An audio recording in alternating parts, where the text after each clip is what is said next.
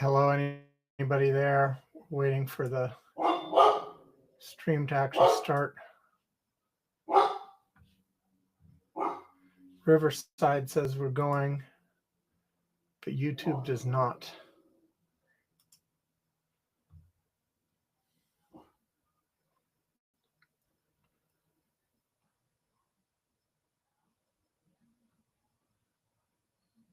So we are waiting.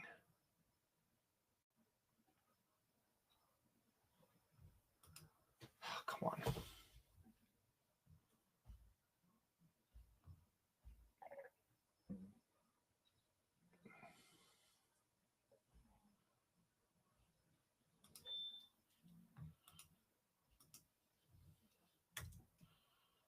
Refresh. Excellent connection. Here we go. There we go. Now I see ourselves. Sort of. 1, 2, 3, 4, 5, 6, 7, 8, 9, 10, 11. Okay, about 10, 11 seconds latency. Okay. Hello, my lovelies on the stream. We're going to start off as usual by playing the last break. Just helps me get into the mood, as you might say, or maybe you wouldn't. And then we'll go from there. Here we go. You're supposed to say do, do, do. Do, do, do. Alex Amzela! Alex Amzela is awesome. Its videos are fun. And today, once again, we have one of our most loyal subscribers here to tell you how awesome Alex Amzela is. I'd say on a rate from 1 to 10, Alex Amzela is awesome at, I don't know, 37, 82. He's pretty radical. His videos are phenomenal. They're full of creativity.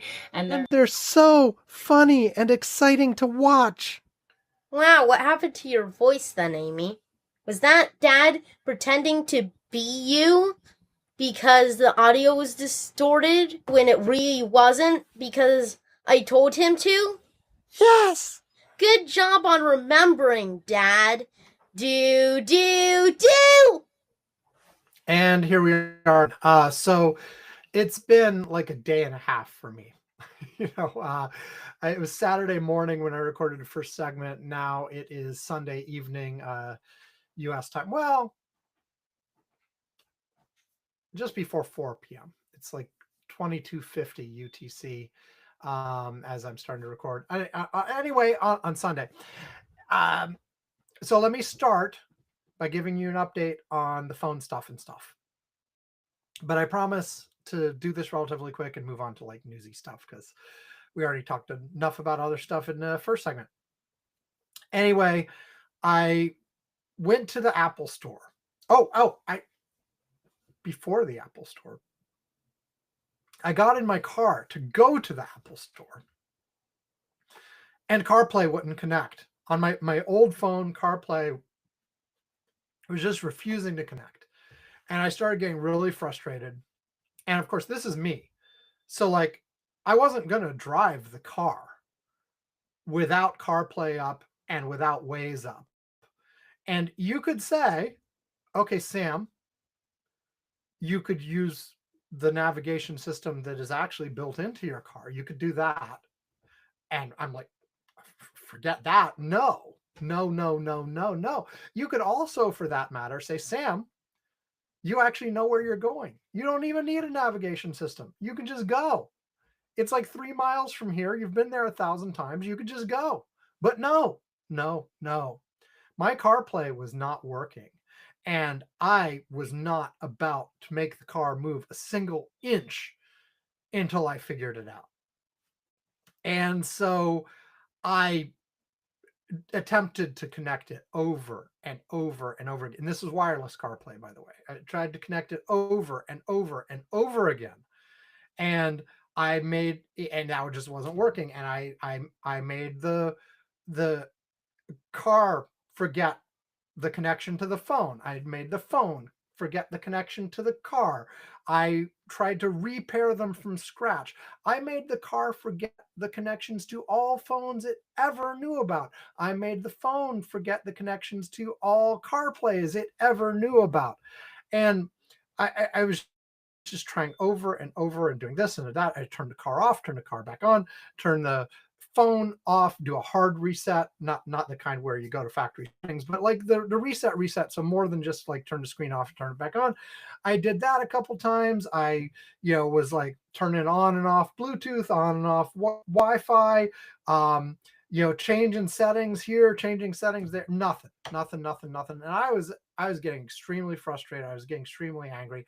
I was in my driveway like about an hour, probably messing with this stuff. And of course, by this point, I'd missed my appointment. My designated time was 3 to 3:30. I was doing, and then at the end, I was like, what kind of accent do I have today? Anyway, I asked ChatGPT. I'm like, here's the situation. I've been trying stuff. It gave me a list of 6 suggestions. Out of those, maybe it was 7 suggestions. Out of those suggestions, I'd tried all of them already, except for one of them. I believe it was suggestion number 6 out of its list, which was connect as a wired CarPlay.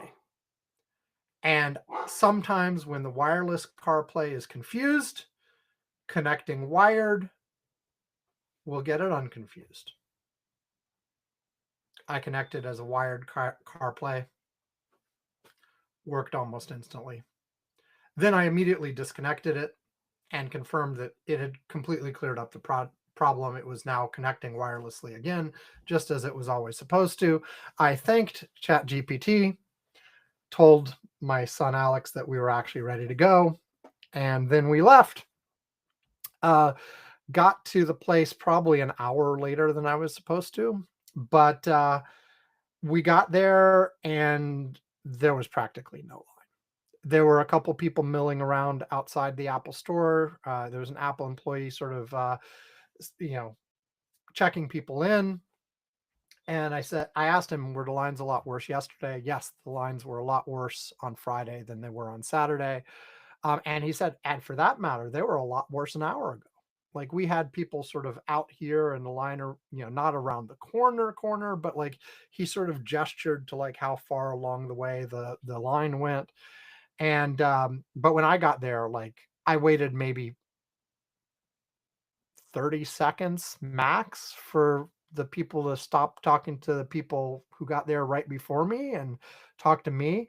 And I showed him my little barcode thingy, doodle QR code, whatever, and that said I had a phone to pick up. And he said, I'll show you to the right line inside. He showed me to the right line inside.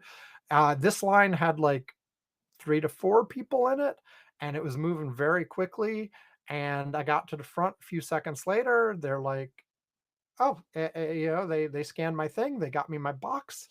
They made sure that I knew everything I needed to know in order to be able to take it home and set it up myself. They made sure like the activation was set up correctly so that once I activated the phone, it would do it remotely from home, no problem. And I was in and out of that Apple store in like less than 10 minutes. So, it went smoothly. We went and got Alex. Alex had come with me because he wanted to get a pretzel at Auntie Anne's, and so we did that. And I got some food too. And then we drove home, and then I started setting it up. I did have some bumps setting it up though. The first time I went through the setup process, it activated the phone. It took the phone number from my old phone to my new phone.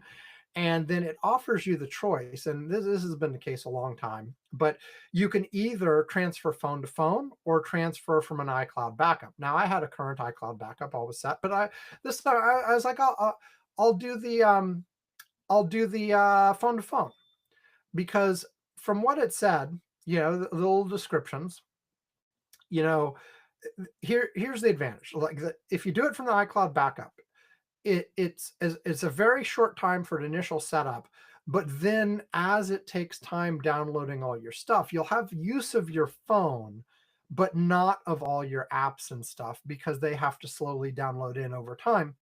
Um, Whereas the phone to phone, at least in theory, it will take longer during the setup process where you can't use your phone, but as soon as it comes out of it, you've got everything ready to go. And I think at least I could be lying. Like I feel like some things are transferred phone to phone, like that aren't if you go from iCloud, like, but I could be wrong about that. Like things like um having to re-enter passwords at certain places and things like that that aren't in, like, not the things that are saved in your passwords, that's moved over, but like having to I don't know. I could be full of it. Anyway, I decided to try the phone to phone because I don't remember actually having done that before, at least not successfully. Maybe I failed then too. But anyway, I tried the phone to phone. And, at first it was like 4 hours. I'm like, well, crap, that's going to be a while. Then the number went up 6 hours, 8 hours, 9 hours. I think it maxed out at like 10 or 11. And then it started going down again fairly quickly. And we got back down to 2 hours. And I've got the two phones sitting right next to each other. I've got them both plugged in.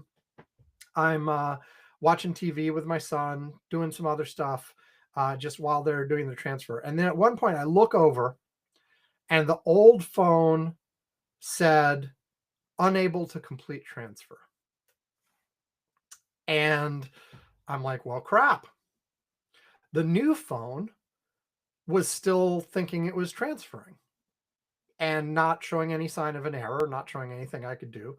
After about 5 minutes, though, it timed out and it said, bring the other phone closer again, because it had lost touch with the other phone. It correctly identified that, but the other phone was still sitting right next to it. But the other phone no longer wanted to have anything to do with this transfer. It had said, I'm out. I'm done. I couldn't do it. I'm sorry. And so the only way that I could find out of this scenario, I essentially I wanted to restart, and it gave me an offer to do that, but it basically had to wipe the phone again and start from the very beginning. So I'm like, okay, fine, do that. It did that, but then it got to the point where it wanted to transfer over the phone number, and it said you have one phone number available. And I'm like, okay. And this was different from the first time it did it. This time it's like, do you want to transfer a number from another phone? And I picked it. It was my phone number. And then it said, okay, complete the actions on the phone, on the old phone, basically. But the problem was my old phone was no longer set up with that number. It had been deactivated. And the new phone had just been wiped. So I couldn't do anything on that. So it was like, and basically it basically said I had to contact support to get past this point. And I'm like, well, that sucks. I really don't want to do that. After hemming and hawing a while, it did have an option to continue without cellular, to like set up the phone, but don't bother with the cellular service. So I let it go ahead and do that.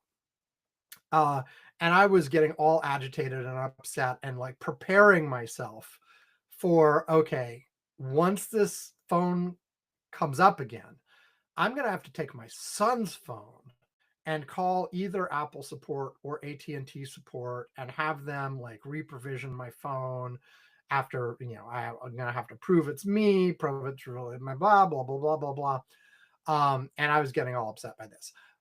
But after it came up, it figured it out.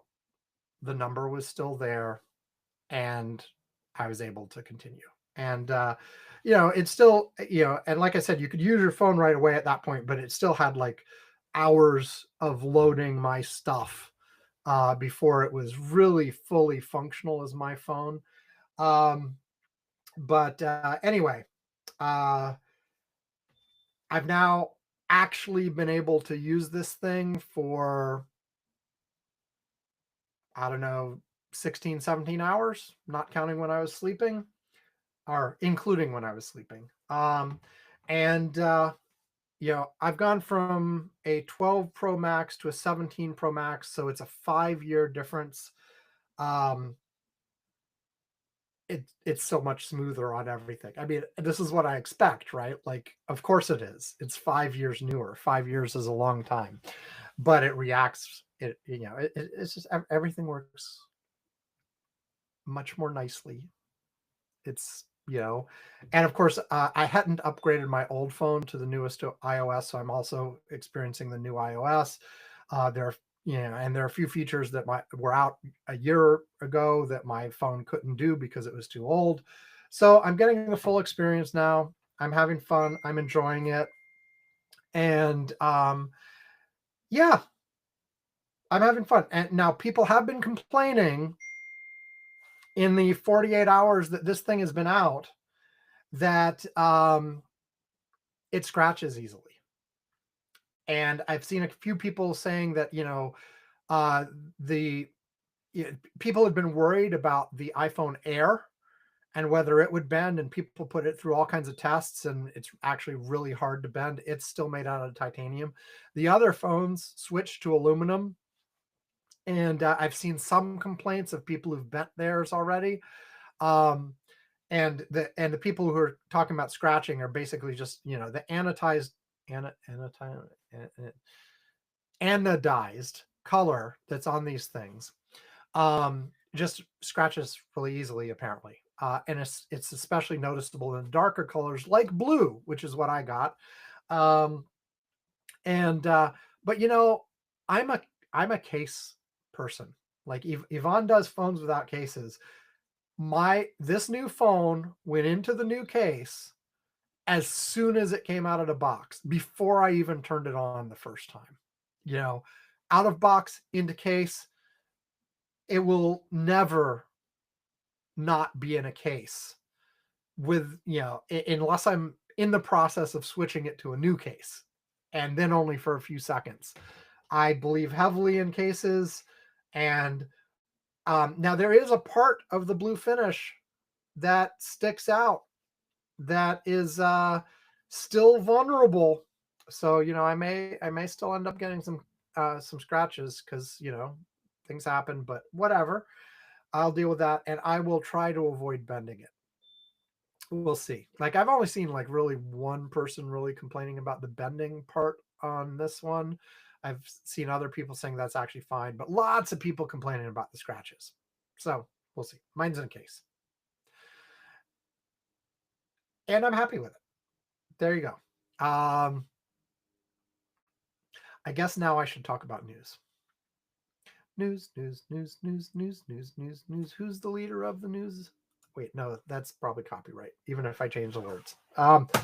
Anyway, well, that was actually a Disney related song.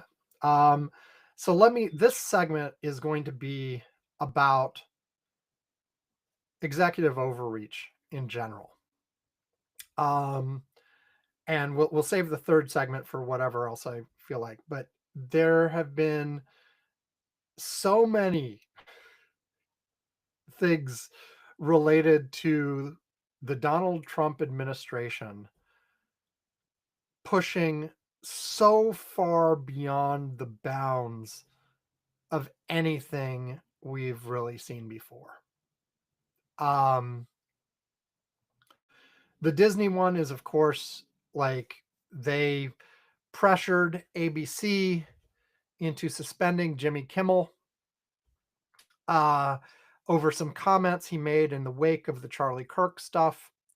They said he was disparaging Charlie Kirk. If you actually look at the comments, he wasn't disparaging Charlie Kirk. He was questioning the motives of MAGA folks who were trying really, really, really hard to imply that Charlie Kirk's assassin was not one of them, that he was some liberal or whatever. And maybe we'll talk more about the revelations on Charlie Kirk's assassin and what's going on that in the next segment. Maybe we won't, I don't know. But that's not the point here. The point is they didn't like the joke he made. And the commissioner of the FCC started making waves and saying, we can do this the easy way or the hard way, started talking about revoking licenses to local stations in the ABC network, started putting pressure on, there are various companies that own lots of affiliates. And he was talking about putting pressure on a couple of them who were in the process of looking for mergers. And, bottom line, Disney decided to pull Kimmel.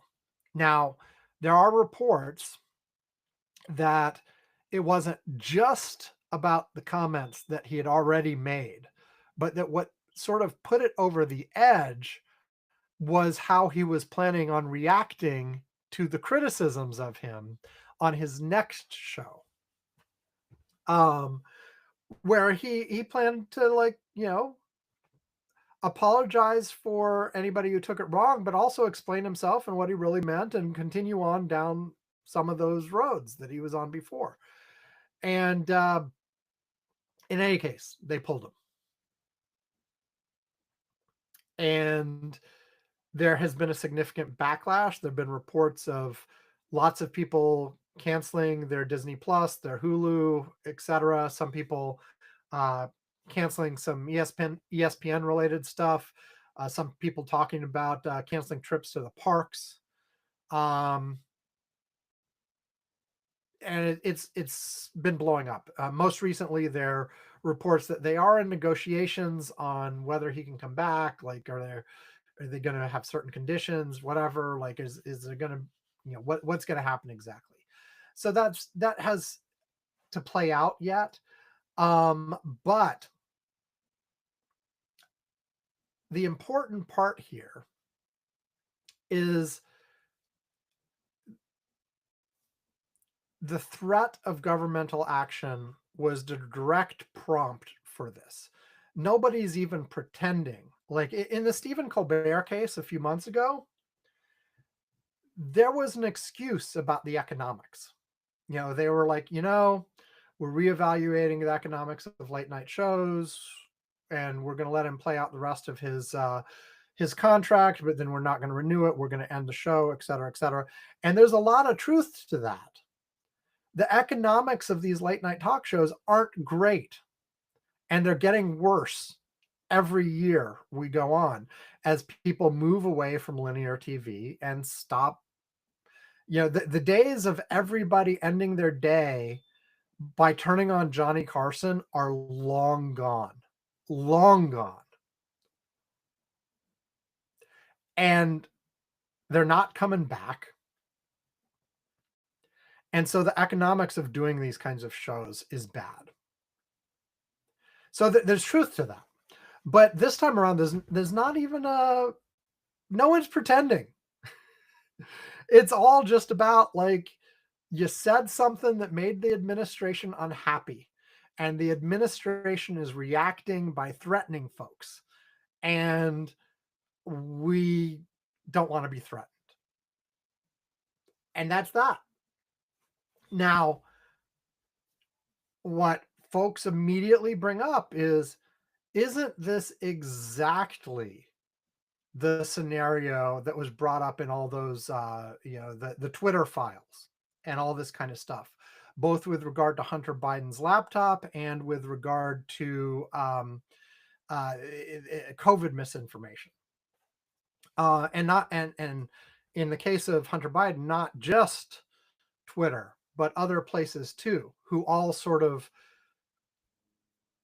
bit their tongues. And the story, the idea is they suppressed the story because the administration basically told them it's a Russian info op.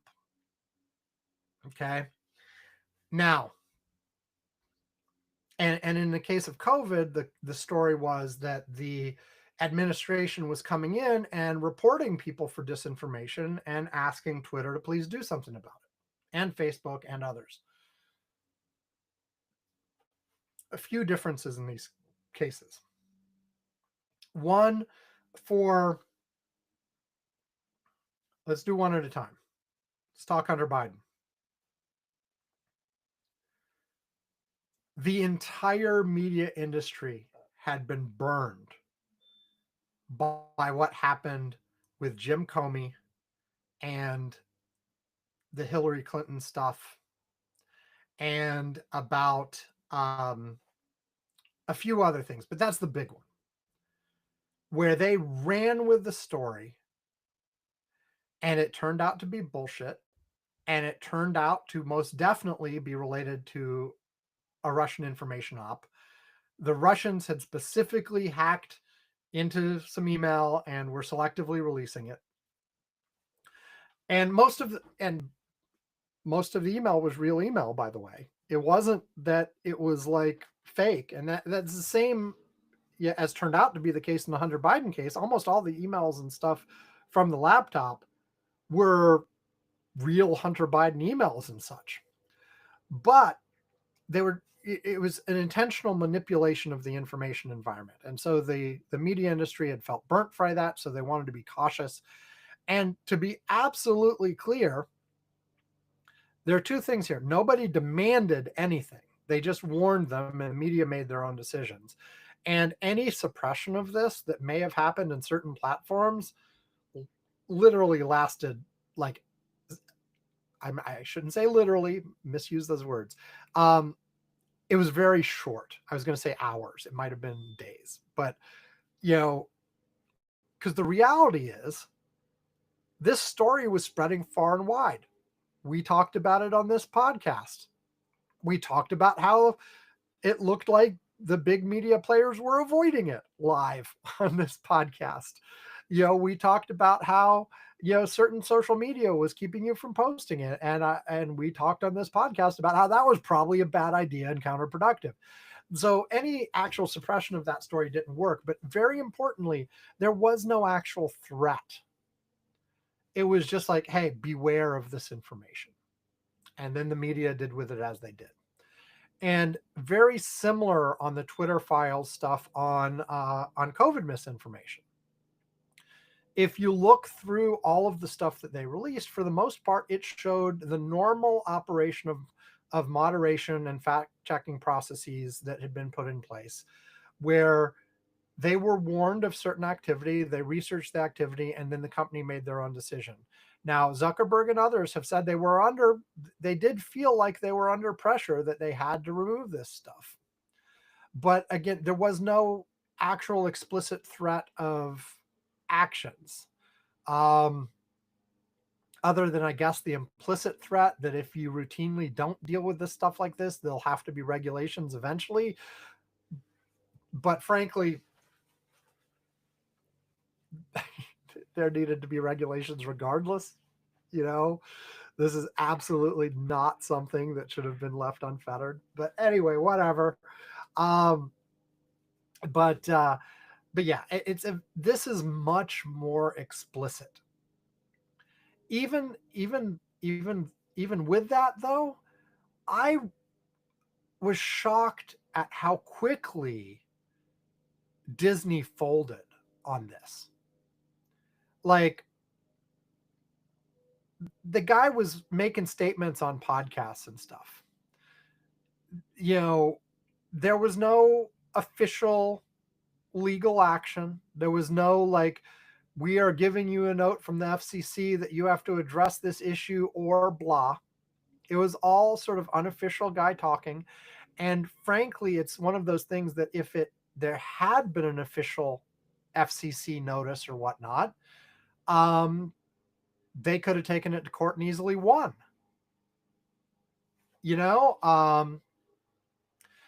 So, but they just folded, because a lot of these companies are so entangled with stuff that the administration has so many places they have leverage. It's similar to what was going on with the law firms. It's similar to what was going on with the universities.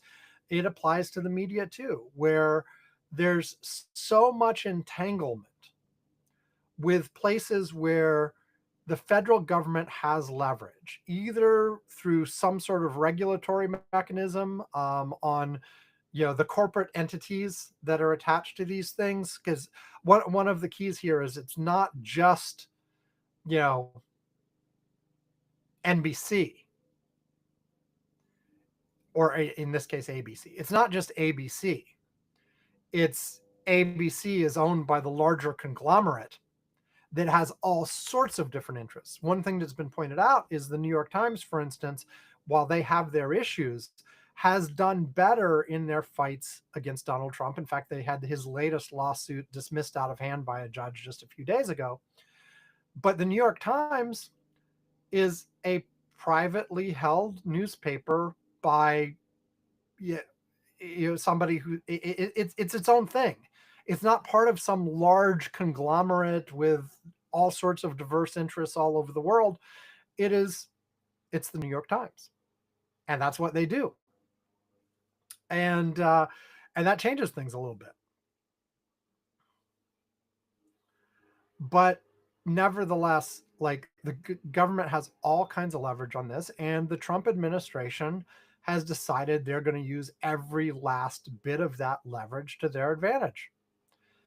And and I know the right's take is they're not doing anything the left didn't do in the Biden administration. It's just not true. It's just not true when you look at the details. That's the story they've been told, is that the Biden administration has been doing all of this kind of stuff for years and years and years, and Obama before him and Clinton before him.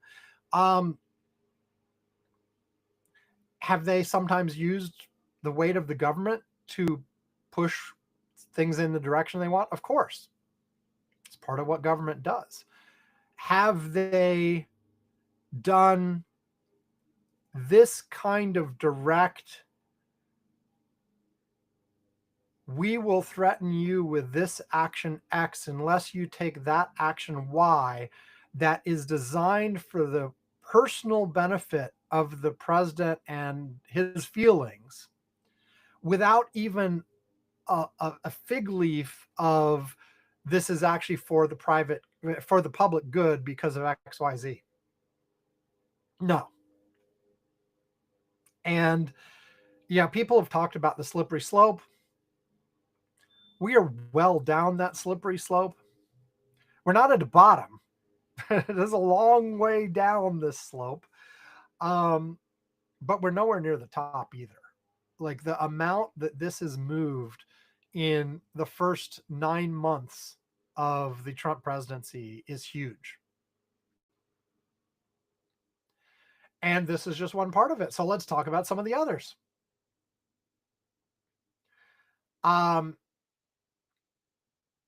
Donald Trump had asked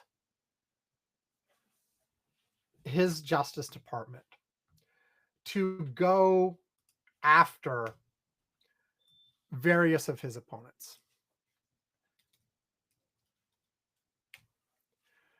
And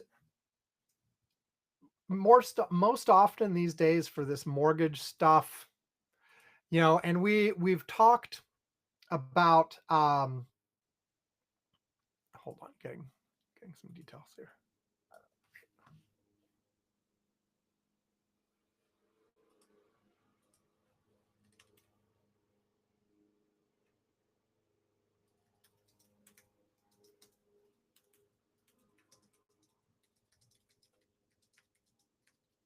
My internet's not working properly here. I'll look up this. Let's see.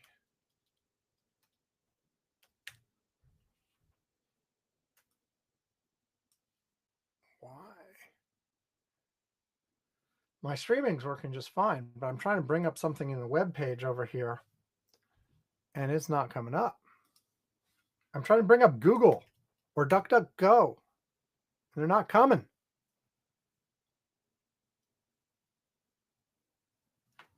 Okay, hold on. Enjoy this live stream, people.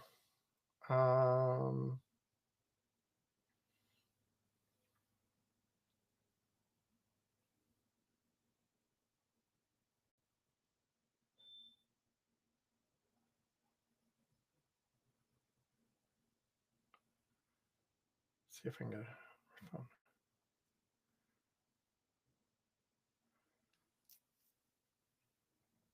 Okay. I don't know why my browser tab is not letting me bring up any web pages, but I could do it on my phone. So my new phone, exciting new phone. So we've had all these so most of these investigations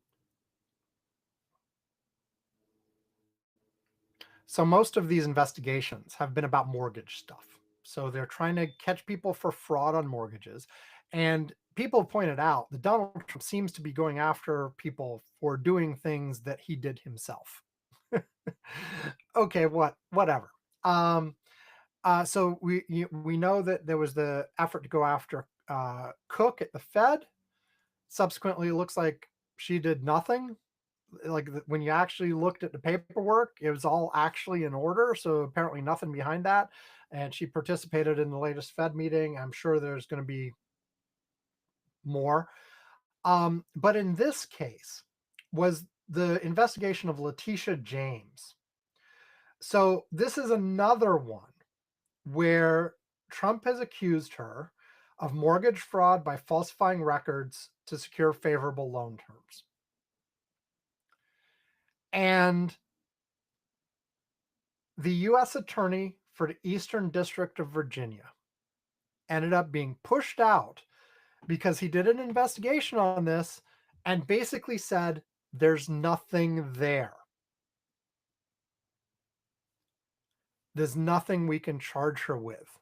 There's no evidence. I mean, some of this is like through the reporting. He has not made any sort of public statements, but the reporting is that basically he was refusing to charge Letitia James with anything because he couldn't find anything that met the bar for a prosecution. And so Trump let it be known that he wanted him out. He did end up resigning. There were some people who are saying he should have you should have made him fire you. But he resigned probably a few hours before Trump would have fired him anyway. And he's out. But what's more interesting, well, and that was bad enough. I'll get to the more interesting part in a second. But already at that point, you had clear communication that basically what was going on here was we want you to charge them. We don't care what the facts are. Like I had talked when we did our annual prediction show, I said, look, he's going to kick off all kinds of investigations, but I'm not sure if there'll be indictments on these sort of attacking his enemies sort of thing. This is about getting the indictments anyway, even if there is no crime. You know, I've said before, like if you actually find a crime, by all means, like go after the Democrats. If there's a crime there, like yeah, go for them. You know, I've talked about this in terms of Epstein and Clinton. Like if there's actual evidence that Clinton was doing something inappropriate with these young girls, throw the book at him. By God, please.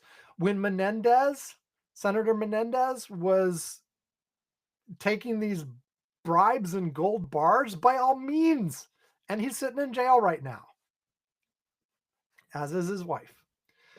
And yeah, if there's something there. Now there is something to say about like selective prosecution, like even in those cases, you know, if you're only going after your enemies and you're letting your friends get away with the exact same thing, because like there's been credible evidence brought up about several Trump cabinet officials who may have the same sort of mortgage issues that he's accusing others of. And of course, there's no investigations into them. So this is already bad. This is exactly, and once again, though, there is not a damn thing here that Trump didn't say in advance before the election that he was going to do. I will be your retribution. He talked about going after all these people with everything he could, you know? And so it's not a surprise at all, but that doesn't, it's still bad. We should still care, you know? Um, to make it more explicit, uh, this weekend, Donald Trump posted a message on Truth Social and then deleted it a little while later once it started, once people noticed it, because it reads as if it was intended to be a direct message to Pam. Say it, um, Pam Bondi, his attorney general. So let me read this to you. Pam, I have reviewed over 30 statements and posts saying that essentially, same old story as last time, all talk, no action. Nothing is being done. What about Comey, Adam Shifty Schiff, Letitia? They're all guilty as hell, but nothing is to be done. Then we almost put in a Democrat-supported U.S. attorney in Virginia with a really bad Republican past, a woke rhino who was never going to do his job. That's why two of the worst Dem senators pushed him so hard. He even lied to the media and said he quit and that we had no case. No, I fired him. And there is a great case and many layers, and legal pundits say so. Lindsay is a good lawyer and likes you a lot. We can't delay any longer. It's killing our reputation and credibility. They impeached me twice and indicted me 5 times over nothing. Justice must be served now. President DJT. So there are a few things here. First of all, this is clearly him giving marching instructions to his attorney general on specific people he wants to be indicted, that he feels there's stuff for. He's also giving instructions on who he wants to replace the one that was fired. Apparently, it's a lawyer he's worked with before in Florida, was responsible for handling some of his legal cases before, is currently on a gig. She's the one that's in charge of interfacing with the Smithsonian to make sure all the bad stuff about slavery and civil rights is taken out so that we don't have to be bothered by that. But it's explicit marching orders. And look, again, he said all this. He said he was going to do this, and he's carrying out on what he said he was going to do. It's still bad. It's still very, very, very bad. And in this case, like, again, the reason this guy's fired / quit / whatever is because there's no case. There is nothing there. Donald Trump does not care. He wants the indictment anyway. He's going to put somebody else in, and he will probably find someone who will go ahead with the indictment. Now, there's some of these cases, like what we've been seeing now in DC, for instance, is we've now had, last I heard, it was up to 7, it may be higher by now, places where grand juries have been returning no bill because they just don't believe the government case is worth an indictment. Like, now, most of those cases were for things like, protesters who were doing things, against the National Guard or ICE coming into DC, things like that. The guy who threw the sandwich, as an example. And then there are a few cases that have actually gone to a jury already, where the jury's tossing them out, saying, this is nonsense. Forget this. And so you can say that part of the process may be working, at least some of the time. So that's good. But it's a core value of prosecutors that they should feel like they have a real case and one they can win before going forward with it. As much as Donald Trump protests about his various indictments, and I'll leave the impeachments aside; those are an entirely different kind of issue. But for the indictments, every single one of those, multi-hundred page indictments with all kinds of details on exactly what he did and the evidence against him. These were not nothing. It's not over nothing. There was real stuff there. Of course, Donald Trump doesn't believe there was real stuff there. He believes, of course, well, I don't know what he really believes. He believes that no matter what he does, it is not deserving of any sort of punishment or anything. I mean, fundamentally, I think what's the right attitude to ascribe to Donald Trump? The law is irrelevant. What matters is what I can get away with. And what matters is, do I think it was important or invalid? And of course, he doesn't think anything he's ever done is invalid in any way. It's right because he did it. And he chose to do it, and he has the right to do whatever the hell he wants. He doesn't believe in the notion of a written law that has to apply to everybody equally. And so there you go.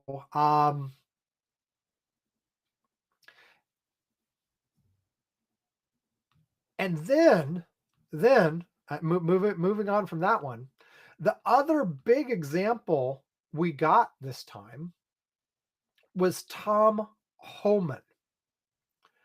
So Tom Homan is now, like, he's one of the big folks in charge of immigration stuff. I forget his exact title. It doesn't really matter here.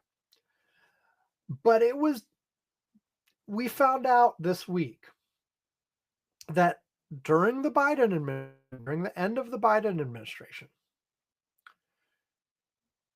there was an investigation of him, and he was caught on camera taking a $50,000 cash bribe for influencing the incoming Trump administration in somebody's behalf.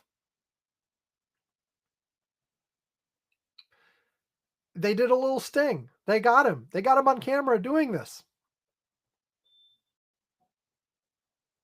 The Trump Justice Department, of course, dropped the investigation, decided not to move forward with anything, and he's now a member of the administration. And apparently there was, and I know this is going to shock a lot of you, there was a lot of this going on between the election and Donald Trump being sworn in, of just all sorts of people in the Trump orbit essentially soliciting money, soliciting bribes on the promise of helping people out once they were in the Trump administration.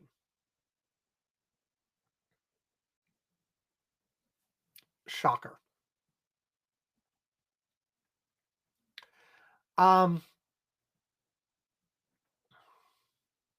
Look,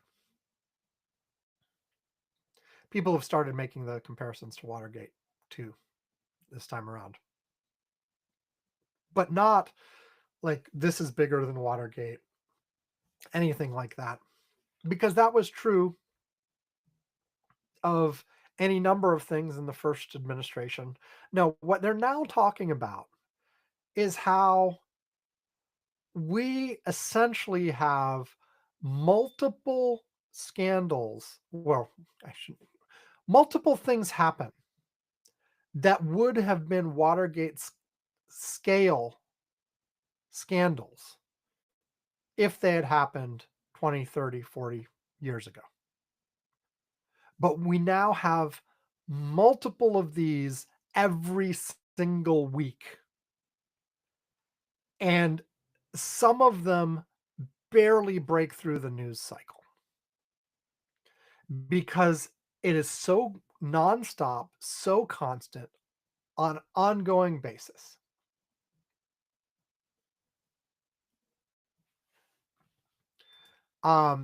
There's a blue, no, it was, somebody posted a picture into Blue Sky, but it was originally from X.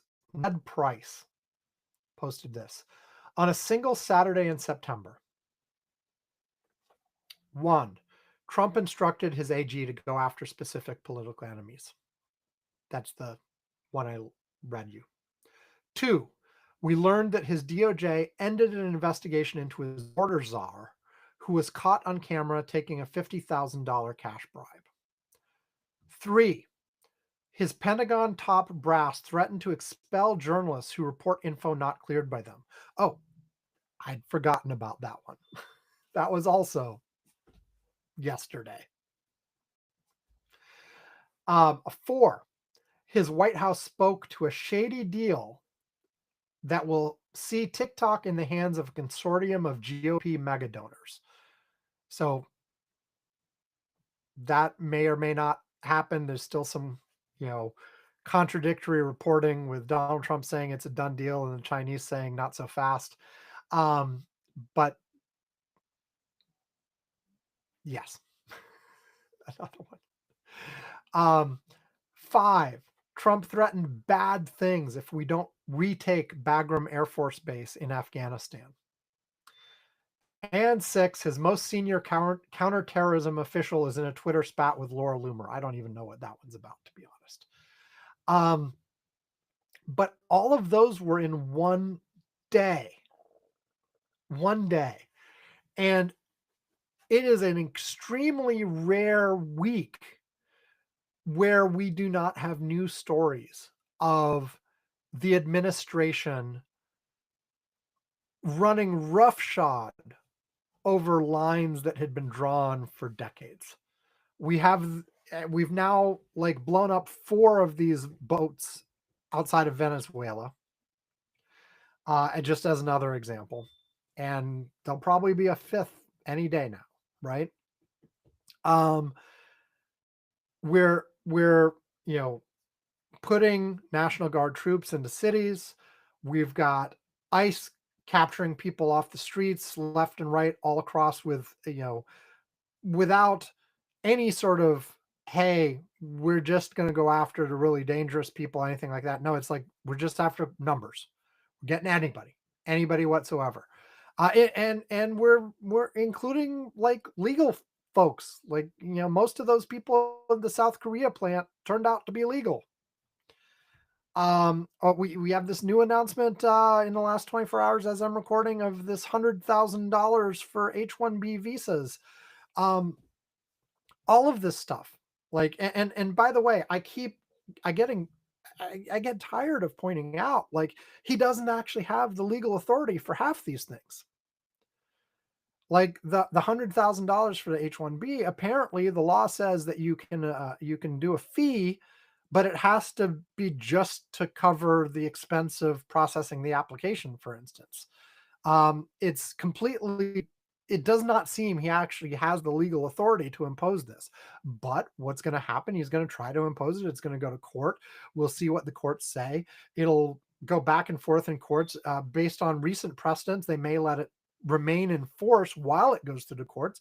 And then by the time we get to SCOTUS, facts on the ground will have changed, and SCOTUS will probably support him anyway. But even if he doesn't, then he's disrupted things for a year or whatever while it goes through that process. All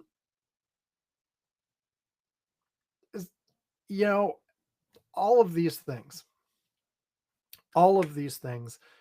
the slippery slope, we are sliding quickly. And it doesn't seem like we have the right mechanisms to stop the slide.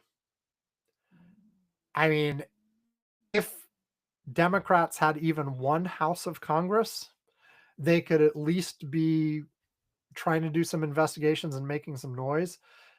If you had the right Democrats, frankly, the current Democratic leadership just does not seem to be up to the task at all. Even the places they could be making noise, they're not. They seem to have strategically decided that that's not the right battle to have right now. It's getting bad. It's getting bad fast. You can tell the difference even month to month with how the institutions of democracy are weakening and failing. And by the, by democracy, I don't just mean you have elections and somebody wins. It's all of the surrounding infrastructure. It's the rule of law. It's that the expectation that the government is acting in the public interest, not in self-interest. It's eh, that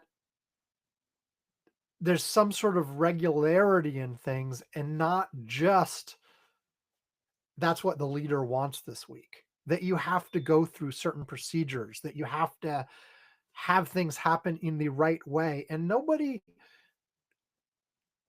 likes sort of the procedural arguments.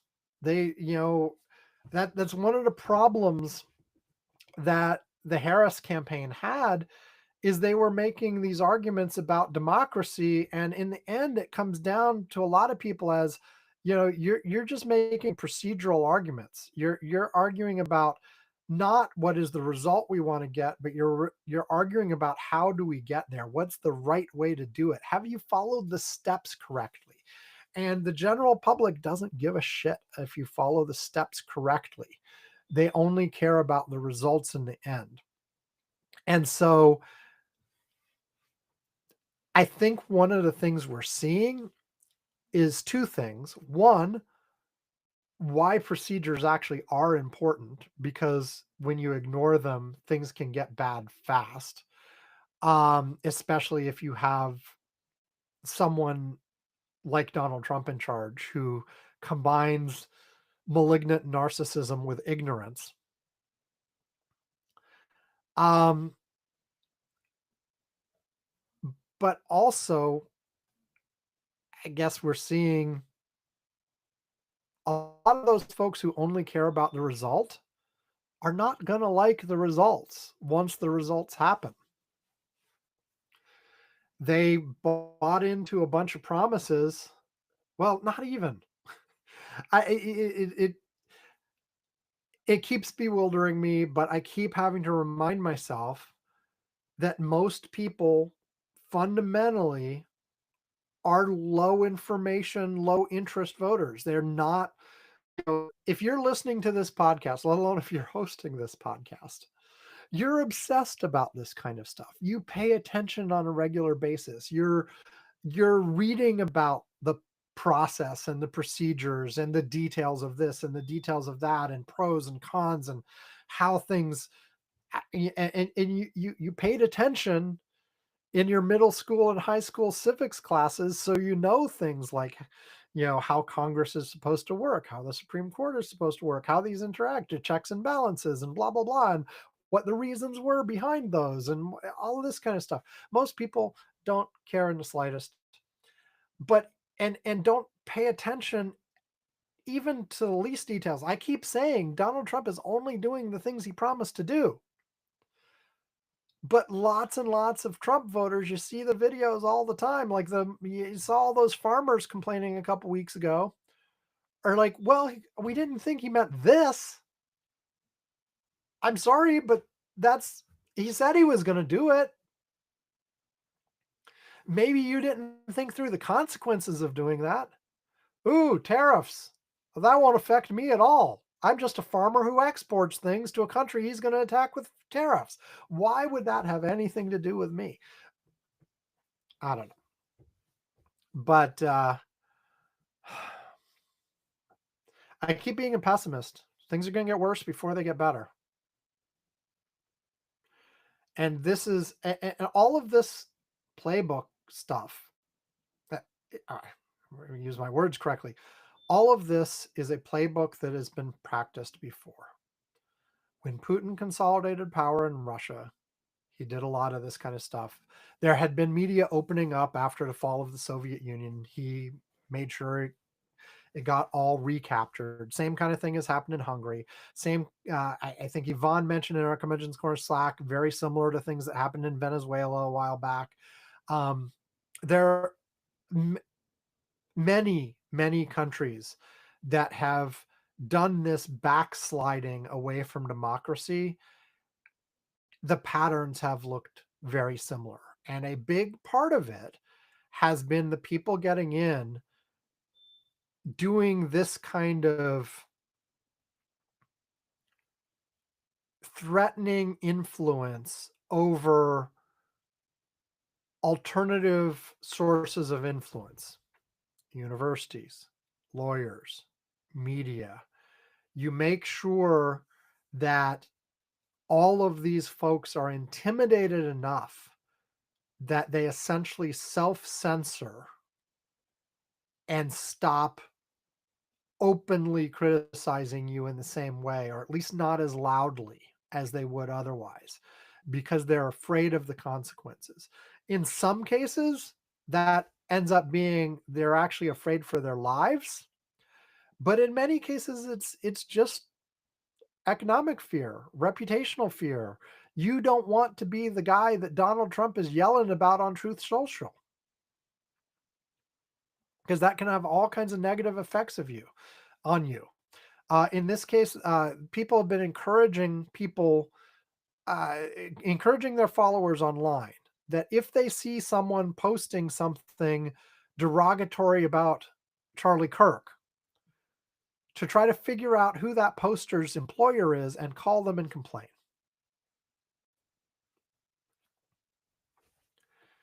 And of course, this has a chilling effect. In that scenario, people jump to saying First Amendment. That's not necessarily a First Amendment. First Amendment is the governmental part of it. So you can argue that the FCC threats potentially implicate the First Amendment, even though like they didn't directly take the action, they threatened the action, and then the company did it themselves. But you could make a First Amendment argument on some of these other things where it's like, hey, just watch your neighbors. And if you see them saying something that we don't like, tell their employer. There's no government involvement there. I mean, unless government is actually the one saying that, which I don't think has been the case. And oh man, did JD Vance actually say some of that stuff? I forget. But regardless of whether it's First Amendment, regardless of whether it's legal, regardless of all of this kind of stuff, it has a chilling effect that is dangerous and counterproductive. Now, again, and I promise I'll wrap this up in a second. Again, the right will say, well, this is what the left has been doing for years. They were trying to cancel anybody who wasn't woke enough. And there's something to be said about some of that. Certainly some folks on the left took that a bit too far. I was never in favor of the people who were like going after people's employers and stuff like that, even in that case. But,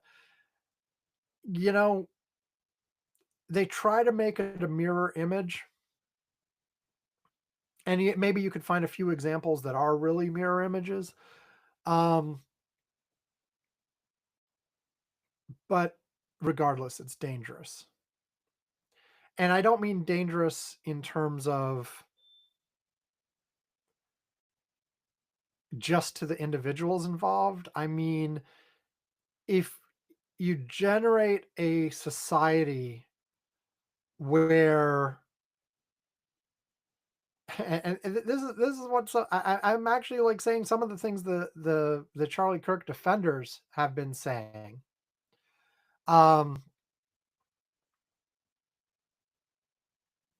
That if you generate a society where people are afraid to give their opinions, then you are much less likely to have good results on all kinds of things.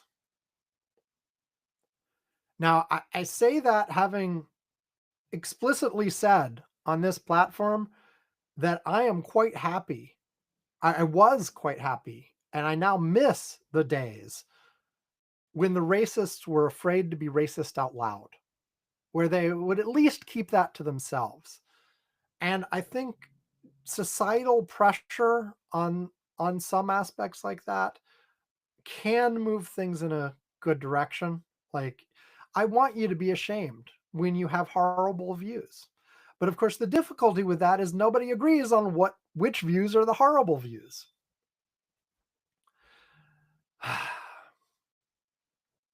Which is why we have a First Amendment. Okay. I'm going to take a break. Went much longer on this segment than I intended to.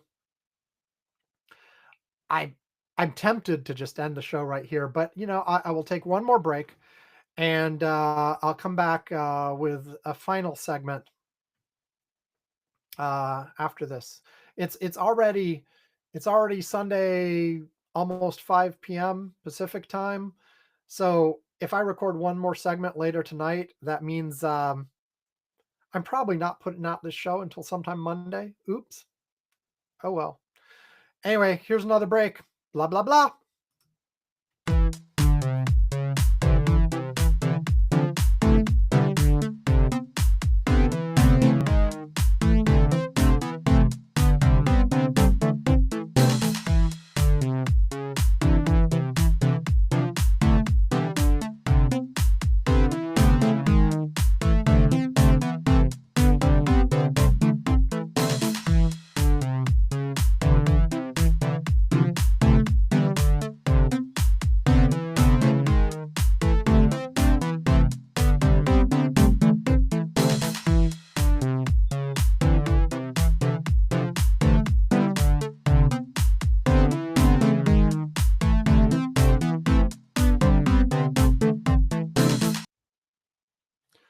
Okay, with that, I'm going to hit stop and back later for the last segment, which hopefully I'll keep relatively short.